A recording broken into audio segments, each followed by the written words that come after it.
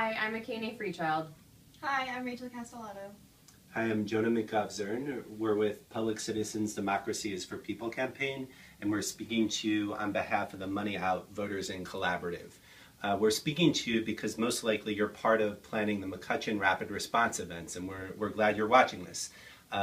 These events are going to take place on the day of the McCutcheon v. Federal Elections Commission Supreme Court ruling, and will show a massive outrage that takes place around the country if the Supreme Court further increases its spending, or what it allows large donors to spend to buy our elections. Currently, the limit is $123,000, and the McCutcheon ruling could increase the limit to nearly $6 million. $123,000 is already twice the median income in the United States. And if you think about what you or I give to a candidate that we support, maybe $20 or $40, it shows how tremendously it puts democracy out of reach to the average day American, and how much power it gives to these small group of elite donors.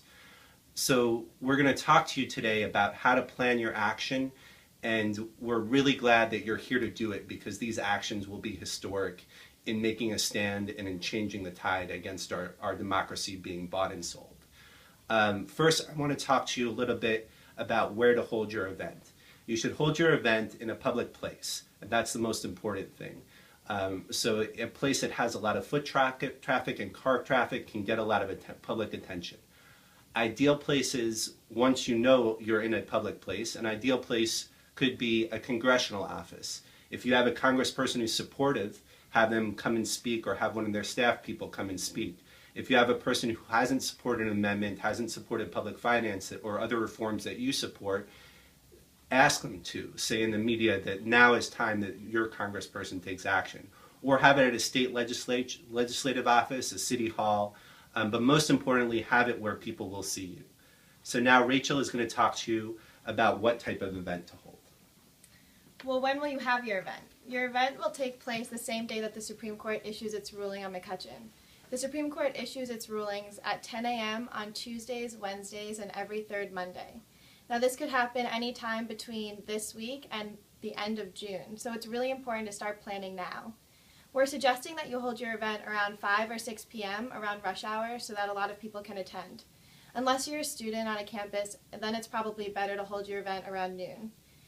What type of event will you hold? You can have a rally if you're in a populated city, or you can have a sign waving, which would entail holding banners or signs at a busy intersection or on a bridge.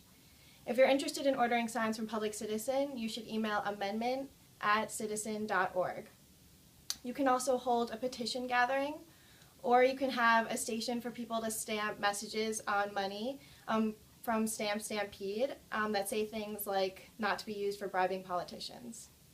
Now, Akini will talk to you about how to plan your event. So there's a number of great ways to get people to come out to your event, plan it with you, and also to get the media there. First, you're going to be your best ambassador to get people to come. Word of mouth is always the best way to get people out. You can email your friends, you can have a planning meeting like maybe you're having tonight to get things started, get people involved and committed. But then you want to do some more outreach. You want to email folks, as I mentioned, but you can also call folks if you've collected petitions before. You might have a list of numbers that you can phone bank to let people know what you're planning and make sure that they're thinking about this as well. Then, for the actual day of the event, you're probably going to want to have flyers around town so other people know what you're thinking. You're probably going to want to have a phone tree or a text list so that the day of the ruling, people hear right away from someone, a real human, or via text or email, or all three ideally, that the rulings come down and today's the day to act at the time and location that you already picked in advance. How do you let the media know?